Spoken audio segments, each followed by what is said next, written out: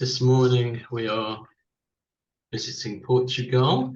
Probably most of you are familiar with Portugal, but it's if you're not, it's that little strip on the western coast of Spain. 92,000 square kilometers. So it's about the same size as England, and sorry, not England, Scotland and Northern Ireland combined, with a population of just above 12 million or something. So basically, you're either, if you look one way, you've got the Atlantic Ocean. If you've got the other way, you're surrounded by Spain. So it's probably about a fifth of the Iberian Peninsula. Okay. This is the bit that probably most people. How many people have been to Portugal? Everybody? Most people? Yep. No. Okay. This is the bit that probably is most popular with British tourists. It's the Algarve with its lovely beaches and rocky coves and cliffs and stuff, and nice coloured water, actually, isn't it? Kind of turquoisey water. Atlantic and not the Mediterranean, so but there you go, that's where most tourists go. And there's the old Atlantic, which gets a bit wild further up the coast. As you look out from Portugal, there's nothing for, pretty much anyway, the odd little island, but there's nothing for thousands of miles till you get to the Americas. So it's kind of, it is, you know, the most western point in Europe. Brazil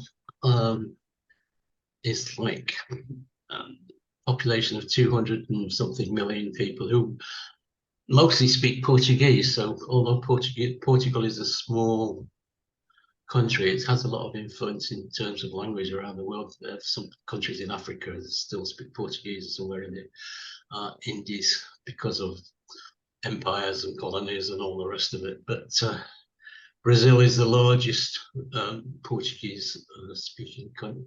It's also the largest country in South America, occupying about a third of the whole landmass, I think. But there you go. So Brazil is a curious mixture of Portuguese and African cultures. It's kind of an interesting mix. Okay, Benfica, the probably the most famous football team in Portugal. This looks incredibly dangerous to me. This, in fact, the ground only holds 65,000 people, but it looks like more. I mean, 65,000 is probably what the Etihad will be when they finish the latest addition to it, but I can't tell whether they're seated or I think they'll be seated, yeah. Where are we now? Oh wait, Coimbra, which is the ancient capital of Portugal in this central part of the country. It was the capital in medieval days before they moved to Lisbon, and it's now part of the famous university there, Coimbra, and it's a lot of the old royal buildings are incorporated into the university. It's got a famous library there, and it's 1,600 feet above sea level. The river Douro, which is the wine growing region of Portugal, basically, where it's the oldest designated wine region in the world. It flows from Portugal right into Spain through Castile, and it's the third longest river in the Iberian Peninsula, I believe. If you're interested in statistics, it's 557 miles long, terraced hillsides here, whether in the wine growing region. Okay. I'm afraid I struggled with, so I ended up with a colony, which is East Timor, which is in the ocean. Amazing green color. I don't know whether it's totally realistic, but In fact, some of these places in tropical, well, equatorial climes, because they get so much rain that the green is quite often like this. Mauritius springs to mind, which is very much covered in this iridescent sort of green colour. East Timor is situated just between Australia and Indonesia, and it is it's got a checkered history. It was taken over by Indonesia in 1975, and then in 2002 it regained its independence from Indonesia, and it's a busy island full of earthquakes, floods, droughts, typhoons, whatever else. It's never quiet there. Okay. And I think it has very interesting wildlife there. I'm not quite sure. Fado is a kind of Portuguese folk song. Mostly you find it in pubs, cafes, cabaret type bars, and it's rather mournful actually. I don't know if you've ever heard it, but Yeah. it's all about disasters and sea life and the poor and sort of thing. But it's very popular in certain barrios in Lisbon particularly, and it's based on guitar and mandolin combination. So we have a Portuguese mandolin for your information. This is Folar bread, Folar, which is popular at Easter, as you might imagine. Looks to me like a face winking from this picture. Can you see that? Yeah. Like an owl and a beak. It can either be savoury or sweet. It's something which they make at Easter time. It looks to me like it's an egg popped in there. I don't know if that's the kind of left eye is looks like a boiled egg. Okay. Guimarães. I don't know if my pronunciation is very good, but this is a northern medieval preserved city town. Raining there as well. Sorry? It's raining there as well. Yeah. Well, I think Portugal gets its share of rain, particularly in the north, because it's on the Atlantic coast. But this is there are lots of well-preserved towns and cities in Portugal because, of course, it was never bombed. There we are. This goes back to the 10th century, in fact. So the cathedral is pretty old. Unavoidable Galo de Barcelos, which is the Portuguese rooster, which, if you've ever been to Portugal, you will have seen a million times every day because it's on T-shirts and gift shops and on all kinds of things representative of the country. The story is, if you want to hear it, that a pilgrim was on his way to Santiago de Compostela in northern Spain, and he was accused of a crime. He was accused of murdering somebody and protested his innocence and said, "If I die, this cockerel will crow." And they hanged him or whatever, and there was a dead cockerel by the side of where he was hanged, and the cockerel came to life and crowed. So there you go. And that's the however true that might be or might not be, but ever since then the cockerel has been a symbol of Portugal and Portuguese things. Okay, this you can read for yourselves. H is for Henry the Navigator. Although he was called Prince Henry by the English, Prince Henry never actually sailed on any of the voyages of discovery he sponsored. Established a school for the study of navigation, map making, shipbuilding, and of course the Portuguese were great sailors and explorers and all the rest of it. So he was one of the chief people set this in motion in it. So that by 1460, the Portuguese they explored the coast of Africa all the way to Sierra Leone. I is for islands. Anybody know where this is? Madeira. Yep. The island of Madeira, which is a rugged, volcanic, beautiful island actually, if you've been. But it is not for the. I don't know. It's very hilly everywhere you go. Everywhere you go in Madeira is very hilly. It's a bit like Stockport, really. As my grandma used to say. And another set of islands are the Cape Verde Islands, which are much further south off the west coast of Africa, which are being now promoted for tourism. They're fairly primitive sort of places at the moment, but I suppose that will all change as they build more hotels and things. But the beaches really are this colour. Have you been there? Yes. You seem to have been everywhere. No. He's a travelling man.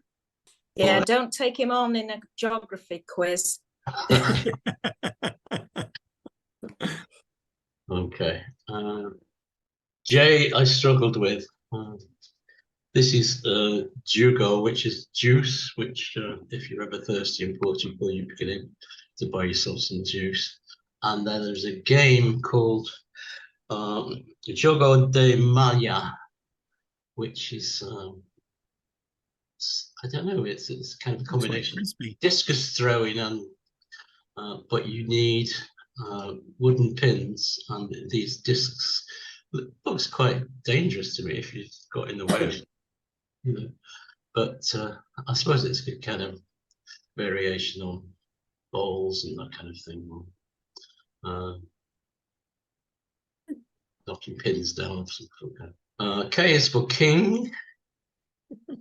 This is the last king, who looks terribly uncomfortable to me, but there you go. Which is not surprising, really, because he survived his brother and his father, who were both assassinated in 1908, and he lasted till 1910. This is King Manuel II, and he was there was another revolution in 1910, and he was exiled, and he ended up living in Middlesex. So there you go. 1989 to 1932. So he was only 43. Okay, Lisbon, in my mind, one of the most beautiful cities in Europe. It has an amazing backdrop of hills and streets and tram cars. These old tram cars are from the 1920s and they're still in use. And they manage the hills quite easily. Because Lisbon has so many different levels, but it is, I think, one of the prettiest cities in Europe. There is the Ponte 25 de Abril, which is the 25th of April bridge, which is crosses the River Tagus into Lisbon. Reminiscent of anything else? San Francisco, Golden Gate. It looks like it's very much like the Golden Gate Bridge in San Francisco, yeah, in design. It was built in later, though. It was built in 1962, and for the statistics freaks, it's 2,278 meters long. And here he is, Jose Mourinho, yeah, controversial figure in the field of football. He's been involved with Roma, Chelsea, Spurs, Benfica, Barcelona, Real Madrid, and Inter Milan. So he cuts around a bit. Love him or hate him, I guess. But there we are. Here's a surprise. This surprised me. Carmen Miranda is actually Portuguese, not Brazilian. So she was born in Portugal.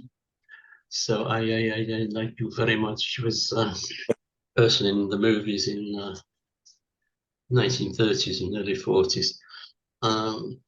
She died quite young, actually.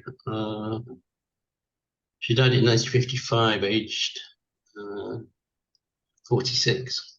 Apparently, she was never kind of achieved any kind of personal satisfaction in what she did, because she was always stereotyped as this, you know, An exotic dancer. she was always in this playing the same part, whatever film she was Yeah. in. What with Bobo, Bing Crosby. More serious neutrality was during the Second World War.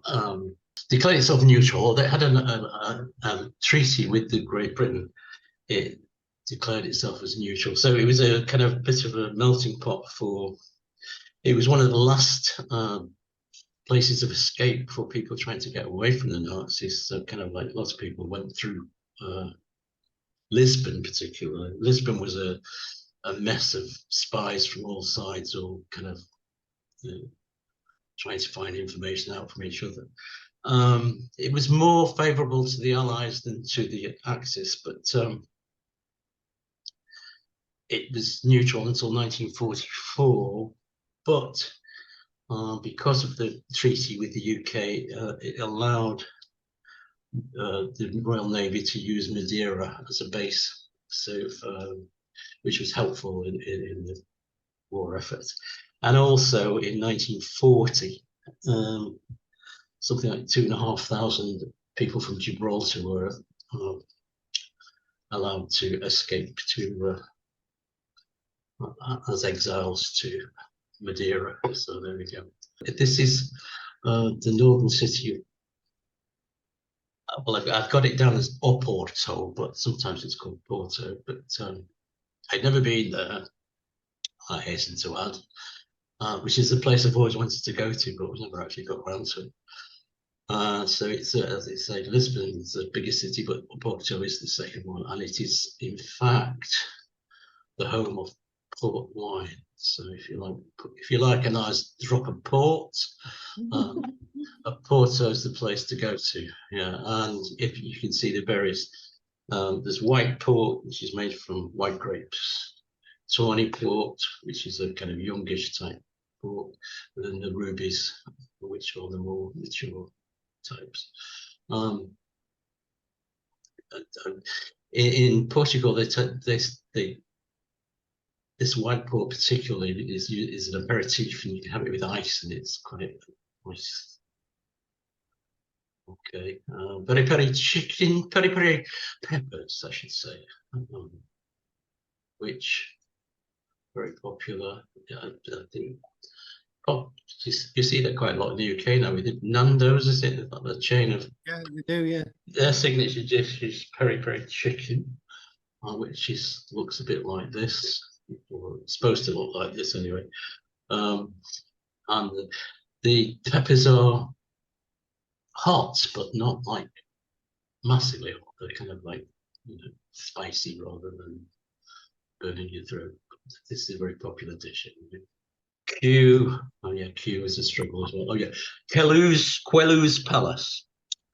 It's a kind of summer bar, and there was apparently its claim to fame is that Mad Queen Dom Maria I was sent there to keep her out of the way. I don't know quite what she was up to, but anyway, she was sort of exiled there. Now, all these places are, of course, state-owned. You can visit as a, but there's quite interesting gardens. And is that a maze, or is it just sort of the design? It looks like a maze, doesn't it? But Yeah. whether it's just a formal design, I don't know. Now called Porter, and it's all sort of geometric arrangement, usually a box hedging, sometimes containing bedding within the spaces, sometimes not, just for the geometric arrangement. And this is one of the rooms in it, which reminds you a little bit of perhaps Versailles or that kind of. Yeah, it looks like the Hall of Mirrors, doesn't it, at Versailles? Looks like a Beautiful. ballroom or something. Yeah, but it's obviously well maintained. Yeah. I know you're supposed to find things like that beautiful, but I just find them over the top, and I think what a horrible place to be in if you had to live in it every day. Anyway, there you go. They're of that time, aren't they? I mean, it's kind of like you. This is well, who is this? Yeah, horrible man, horrible, Never, horrible. never horrible. seen him before. You've never seen him before, okay? Yeah, get rid of him. Go away. Yeah. Okay. Cristiano. Obviously contentious, but this is Cristiano Ronaldo, who is now approaching 40, I believe, but he's still playing somewhere in Saudi Arabia. Okay. This I love. This I love. This is a painting by Portuguese. Oh, Larego. Rego, yeah. That's Very good. lovely. Oh, It's brilliant. I love her stuff. I think it's brilliant. yeah, I love that. It's beautiful. It's Although- gorgeous. The Bless. ballerinas as well, kind of a whole series of stuff. This is her. She died last summer. Yeah. 6. But if you're interested in her work, there's a exhibition currently on at the National Gallery, which is on for if you're in London and you've got 20 quid to spare, go and see it. Okay, this is Sintra, not Simbra, Sintra, which is the Summer Palace, the royal family, and as was. It's north of Lisbon. Looks a bit like Disneyland to me, but Portuguese sardines, very popular. There we have tarts, pastéis de nata, famous Portuguese custard tarts, which you see a lot in the UK now, but you can smell them on the streets of Lisbon. All the bakeries sell them, and you buy them, and they're still warm on delicious. Tea is for tourism. There's all these beautiful things in Portugal. Most people go for to lie by the sea, but there are all these wonderful places to visit if you get the chance. Here we have somebody's belly button. Struggling with youth, so I ended up with an umbigo, which is an umbilical. Oh. I think that looks really horrible. Portuguese belly button. Okay, there we go. Vasco da Gama, 1460 to 1524. He was the first European to reach India, and so he was sponsored by Henry the Navigator originally, and he died in India when he was the Portuguese viceroy or something. But famous name in terms of discovery and travel and stuff. And Vasco is a very popular Christian name for boys in Portugal, by the way. W is also a struggle. So Portugal being the most western country in Europe, this is the most western point in Europe, the Cabo da Roca, which sticks out into the Atlantic Ocean, just north of Portugal, and beyond that, there's nothing much for thousands of miles. X was impossible, so I ended up with Caixa, C-A-I-X-A-A, with an X in the middle, which is merely Portuguese for a box. So desperation struck there. And the same for Y. So the Portuguese word for yes is sim, which is S-I-M, but it's pronounced sim. So there we go. I have a nice lady somewhere saying yes.